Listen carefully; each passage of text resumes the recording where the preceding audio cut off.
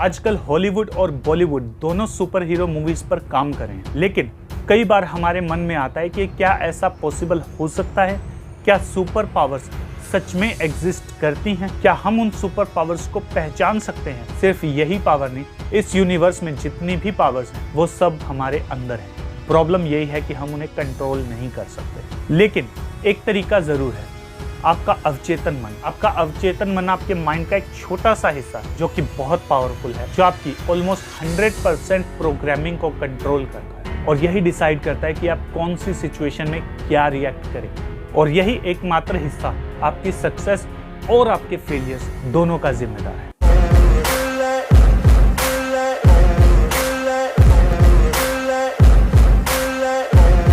हाय दोस्तों, मैं राजन शर्मा आ चुका हूं एक नई वीडियो के साथ।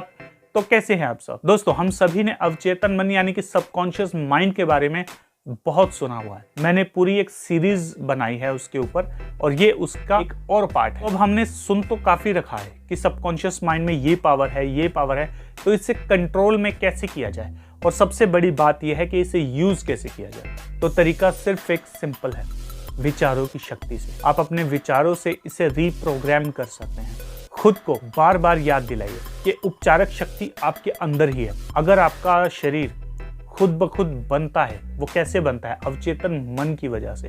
क्यों? क्योंकि इसी में आपकी पूरी बॉडी का एक तरह से ब्लूप्रिंट होता है और अगर ये आपके शरीर को बना सकता है तो उसे ठीक भी कर सकता है। तो जब भी आपको कोई दिक्कत हो, कोई बीमारी हो, तो दवाई चालू रखें, लेकिन इसके साथ साथ अपने मन में एक चीज जरूर उतार लें कि उपचारक शक्ति आपके अंदर ही है। अगर ये अवचेतन मन आपके शरीर को बना सकता है तो उसे ठीक भी कर सकता है।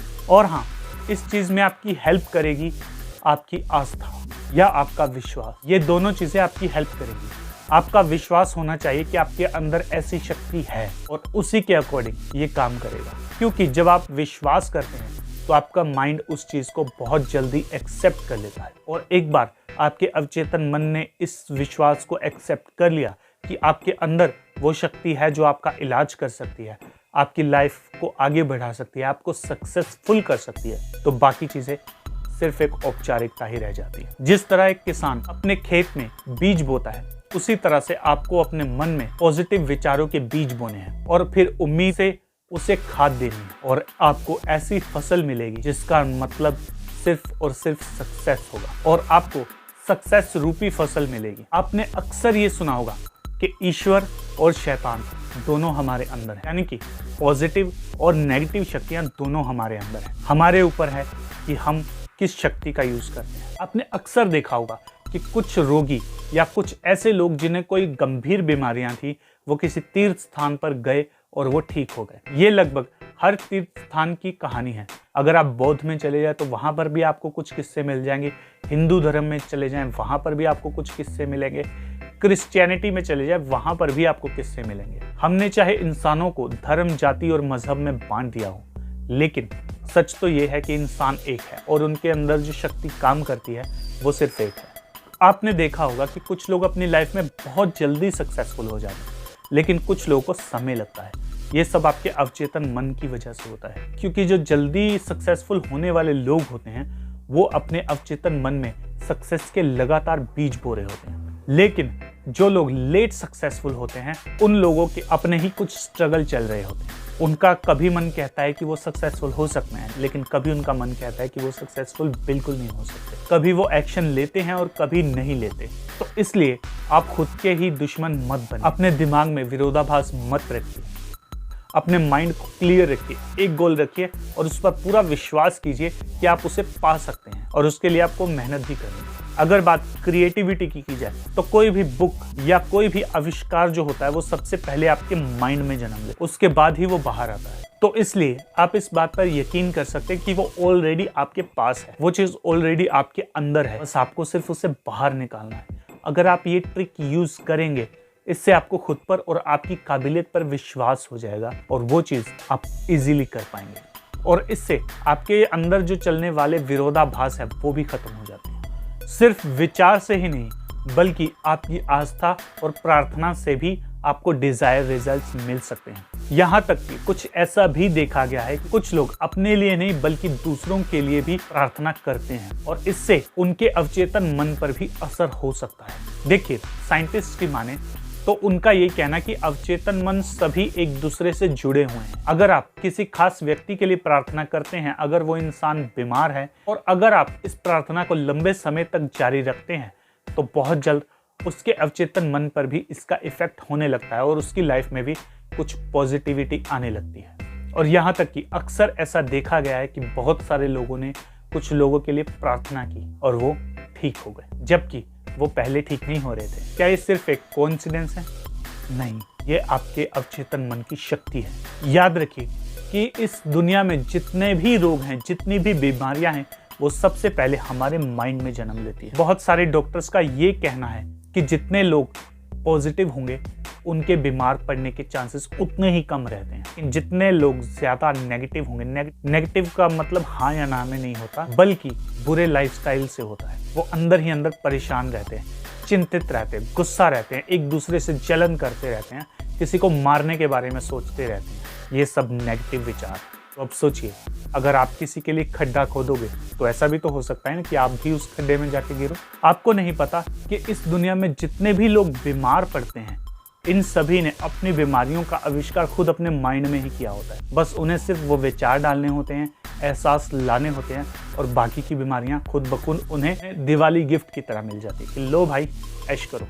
और फिर वो लोग रोते हैं कि हमारे साथ ऐसा क्यों हुआ, हमारे साथ ही भगवान ने ऐसा क्यों किया, क्योंकि तुम डिजर्व करते थे। मैं ये जो बातें हैं वो हवा में बिल्कुल भी नहीं कर रहा हूँ। एक बार कुछ मनोवैज्ञानिकों ने अवचेतन मन की शक्ति पर विचारों के प्रभाव दिखाने के लिए कुछ पेशेंट्स को हिप्नोटाइज किया। उन्हें ये कहा उनके पुराने जख्म पर दोबारा से इन पर चोट लग गई है और इनसे खून निकल रहा है। उसके बाद उन्हें उसी जख्म पर हल्के हल्के खून के धब्बे दिखाई देने लगे। ये ऐसे ही थे जैसे किसी इंसान को पसीना आता है, उसी तरह उनके जख्मों से खून आ रहा था। बहुत सारे लोगों ने किसी को हिप्नोटाइज करके उन्हें ये विचार दिया कि उन्हें जुकाम हो गया है और वो इंसान सचमुच छींकने और खांसने लगा। उन्हें एक कागज का फूल देखकर ये कहा कि इसमें सुगंध है और वो इंसान का माइंड जो था वो ऐसे ही रिएक्ट कर रहा था जैसे कि सचमुच उसने असली फूल को पकड़ा है।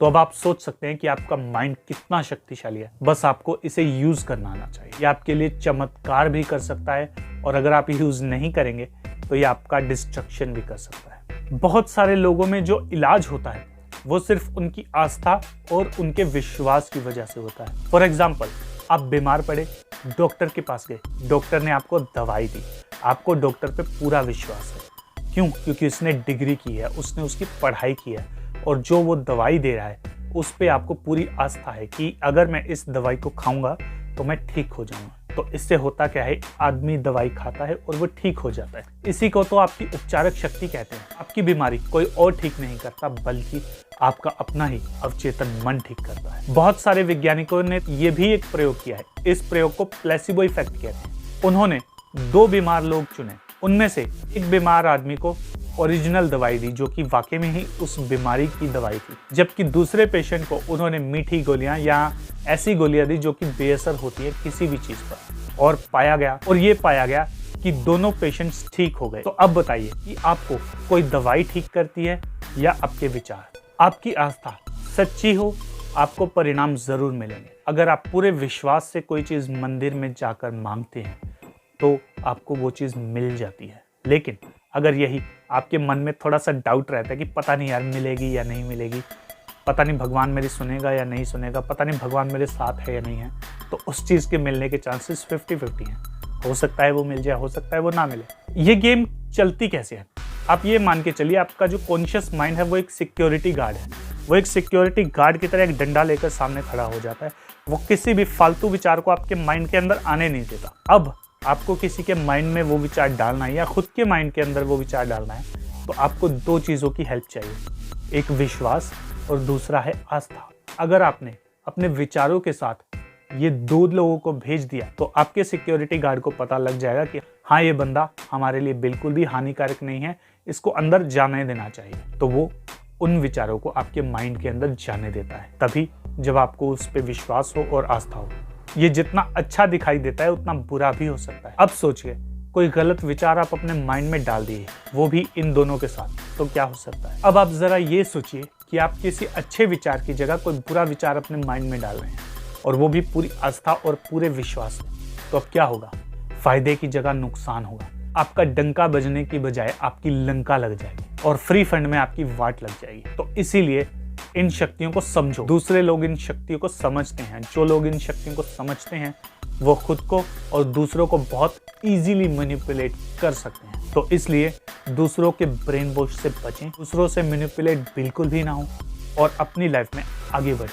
मुझे ये पूरा विश्वास है कि आप अपनी लाइफ में आगे बढ़ सकते हैं, बशर्ते है कि आप अपनी काबिलियत पे यकीन करें। और मेरी ये पूरे दिल से ये प्रार्थना है कि जो लोग भी मेरी इस वीडियो को देख रहे हैं उनकी लाइफ की सभी प्रॉब्लम्स दूर हो जाएं। और हाँ, इसके अलावा भी मैंने कई और वीडियोस बनाई हैं सबकॉन्शियस माइंड के ऊपर, एक बार उनको भी चेक कर लीजिएगा। इस सीरीज को बनाने का मेन रीजन ये है कि अवचेतन मन का टॉपिक जो है वो बहुत बड़ा है। इसे एक 5 या 10 मिनट की वीडियो में बिल्कुल नहीं समझाया जा सकता।